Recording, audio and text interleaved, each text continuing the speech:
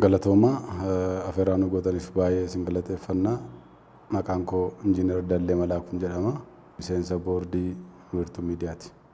Wiirtuu Miidiyaa akkaataan itti hundeeffame jalqabarraa kaasnee qorannoodhuma sabni keenya miidiyaa isa madaalu akka hin qabne qorannoo marraan kan kaane namoota muraasaa wajjin walitti dhufne sabni keenya miidiyaa isa madaalu qabaachuu qaba kan jedhu qorannoo marratti hundoofne dhaabbatee kun kan dhaabbateedha jechaadha.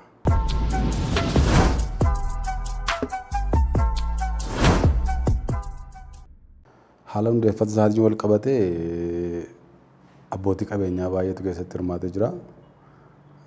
Keessumaa gama beekumsaadhaan immoo injiineroota baay'eetu keessatti hirmaatee jira. Namoota kanaa wajjin wal ta'uudhaan yeroo gabaabaa gidduutti kaapitaala guddaan walitti qabamee miidiyaan kun hundeeffame.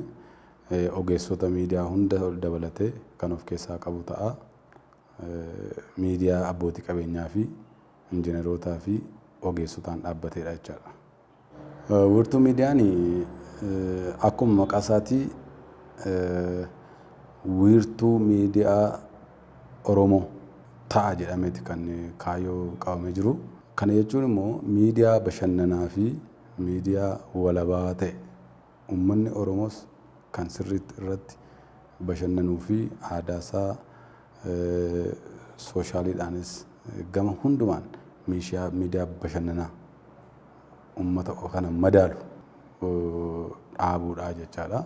Miidiyaan kun immoo ikonoomik rivoluushinii mataa isaatii uummatee miidiyaa ofiisaan fandii mataa isaatii jenereet godhee ofiisaan of bulchee miidiyaa hirkattummaa kamirraa walaba ta'edha kan kaayyoon isaa waan ta'eef miidiyaa kaan irraatii adda kan isa taasisu miidiyaa walabaa fi bashannanaa kan fandii mataa isaatii jenereet godhee dhaabbatudha waan ta'eef kun miidiyoota gara biraarraa isa adda taasisaa jira.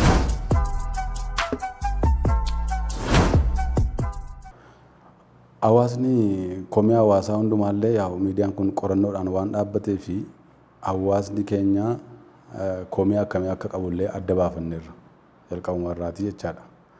Kana jechuun yeroo baay'ee rakkoo gama ikoonomiidhaan isa mudatuudhaa fi miidiyaan kun ofiisaan of jenereet of godhee galii mataa isaatii akka uummatee ittiin socho'udha kan hundeen isaa dhaabbatedha waan ta'eef miidiyaa immoo beektota hundumaaf keessaa qabudha.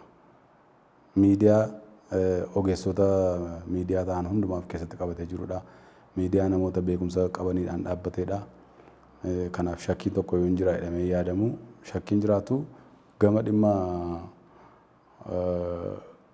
beekumsaadhaan jira waan ta'eef teekinooloojii kamiyyuu fayyadamne miidiyaa kana gara fuulduraatti sochoosuudhaaf pilaatfoormiin isaa lafa taa'ee waan jiruudhaaf shakkii tokko yoo miidiyaa uummanni keenya irraa qabaatu miti.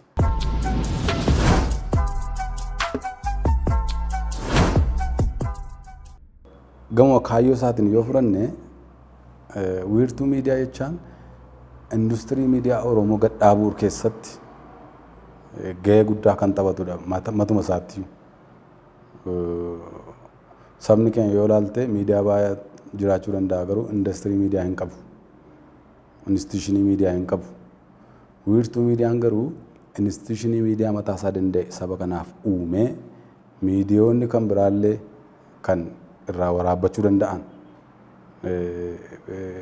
informationii gabaasa guutuu kan irraa argachuu danda'an akka ta'uu fi instituushinii industirii mataa isaatii industirii miidiyaa Oromoo ol guddisuu keessatti kaayyoo mataa isaatii waan qabuu fi gama industiriitti ol guddisuudhaaf kan yaadamee dhaabbate.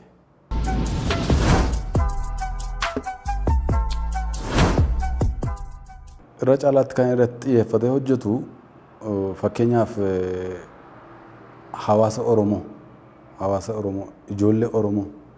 ijoollee saba kanaa lafaa kaanii ganaa guddataa jiran irratti sirriitti afaan isaaniin, aadaa isaaniin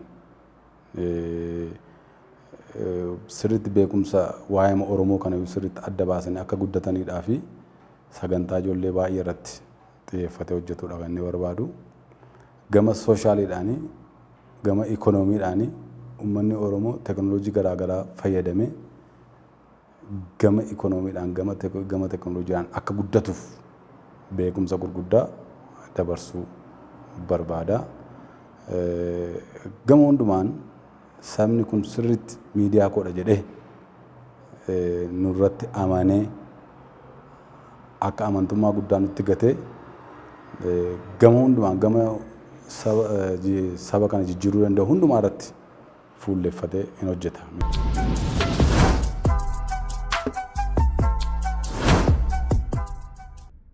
Wiirtuu jechuun akkuma beekamu wiirtuun handhuuradha. Wiirtuun hundeedha. Akkuma maqaa isaatii hundee beekumsaa taanee uummanni Oromoo wiirtuu mataa isaatii danda'e qaba. Odaa jalatti taa'ee afaansaas aadaasaas waan hundumaa odaa jalatti taa'ee murteessa. Odaa saba Oromoo isa lammataati jennee yaadnuun akkasitti kaayuu qabna. Wiirtuu miidiyaa jechaan hundee saba Oromoo, hundee beekumsa irraa maddu, hundee gabaasa gurguddaa uummanni Oromoo irraa argachuu danda'u kan kallattii hundumaan Oromoo guutuu bakka bu'uu danda'u miidiyaa walabaa fi bashannanaa ta'a jenneeti maqaa kana kan irratti yaadnee fudhanne. Kanaaf maqaa gaariidha hundee saba kanaa taana.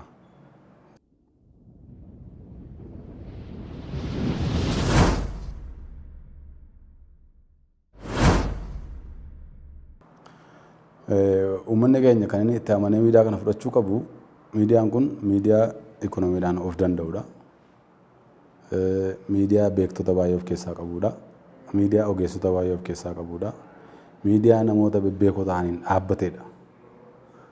Rakkoo gama manaajimentiidhaan dhufu irratti sirriitti gadi taa'ee namoota bakka buusee kaa'ee jira waan ta'eef gama hundumaan gama baajetaan illee hanqina beekumaa illee miidiyaa booddeetti deebi'u miti.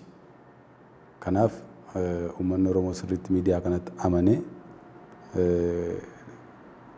amantaa guddaa itti of kennee wajjiniin socho'uudha qaba shakkii tokko malee jechaadha.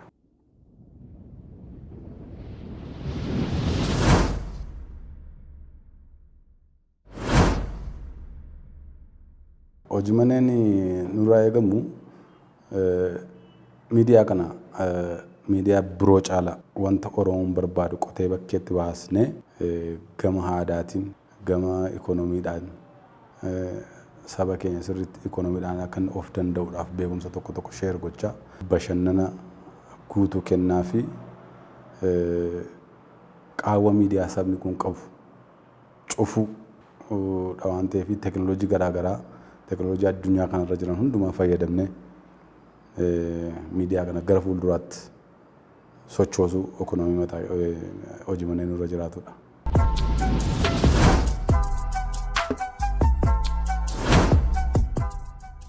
Kaayyoon isaa kaayyoo miidiyaa walabaa bashannanaa ta'e miidiyaa uummanni sabni keenya hundumtu irratti of gatee beekuma gurguddaa irraa waraabbachuu danda'u miidiyaa of danda'a miidiyaa instituushinii saba kanaati jedhamee kan yaadamu akkuma maqaa isaatii hundee saba Oromoo ta'e miidiyaa sabni kun irratti of gatee irraatti amantummaadhaan waan hundumaa irraa argatu goonee wantoota amma kanaan dura haasa'amne hundumaa kan of keessaa qabu miidiyaa walabaa fi bashannanaa saba Oromoo hundee ta'e gadi dhaabuudha. Galmi keenya immoo wantoota amma haasofne kana goonee argamsiisuudha. Maaliif miidiyaa amma dhaabbatee gara fuulduraatti socho'aa jirudha waan ta'eef wantoota dubbataa jirra kana hundumaa galmaan geenyee qaawwa miidiyaa saba keenyaa guunnee saba keenya gara ikoonomiidhaanis gara bashannanaadhaanis fedhii saba keenyaa guutuun guunnee argamuun galma keenya ta'a jechaadha. Ani kan jechuu barbaadu dhugaamatti sabni keenya miidiyaa kanarra amantaa guutuu qabaatee shakkii tokko malee gama beekummaanis ogeessa gurguddaa waan of keessaa qabuuf injineerota gurguddaa waan of keessaa qabuuf abbootii qabeenyaa baay'ee waan of keessaa qabuuf kaapitaala guddaadhaan kan hundaa'edha waan ta'eef shakkii tokko malee namoonni nu wajjin hojjechuu barbaadan yeroo ammaatti barriin keenya banaadha waan ta'eef waliin taanee qaawwa miidiyaa sabni Oromoo qabu akka duuchinuuf nu waliin socho'aa jedhaa baay'een sin galateeffadha.